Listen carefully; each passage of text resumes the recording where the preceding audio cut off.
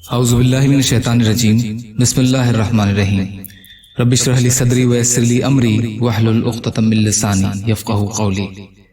دعوت اور اس کے فضائل۔ قرآنی آیات۔ بنی اسرائیل کو ہفتہ کے دن مچھلی کے شکار سے منع کیا گیا تھا۔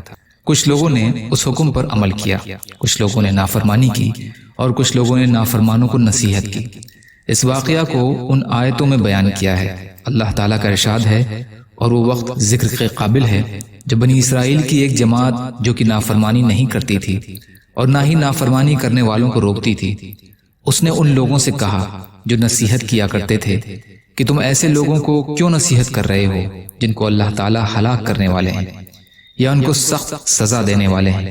اس پر نصیحت کرنے والوں نے جواب دیا کہ ہم اس لیے نصیحت کر رہے ہیں تاکہ تمہارے اور اپنے رب کے سامنے اپنی ذمہ داری سے سبکدوش ہو سکیں، یعنی اللہ تعالیٰ کے سامنے یہ کہہ سکیں کہ اے اللہ، ہم نے تو کہا تھا مگر انہوں نے نہیں سنا، ہم معذور ہیں، اور اس امید پر بھی کہ شاید یہ باز آ جائے اور ہفتہ کے دن شکار کرنا چھوڑ دیں۔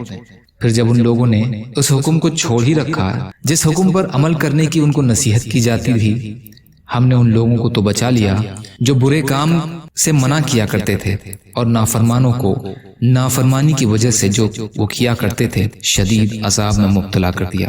سورۃ الاعراف آیت 164 سے 166 تک۔ یا اللہ، ہم سب کو کہنے سننے سے زیادہ عمل کی توفیق عطا فرما۔ یا اللہ، جو مظلوم ہیں، پریشان حال ہیں، بیمار ہیں، قرض میں ہیں، بے روزگار ہیں، محتاج ہیں، ان کی مدد فرما۔ یا اللہ، ہم سب کو اپنی استعداد کے بقدر اپنا حق ادا کرنے والا بنا۔ یا اللہ، رحم کا، کرم کا، عافیت کا معاملہ فرما، سچی توبہ کی توفیق عطا فرما برحمتک یا ارحم الراحمین۔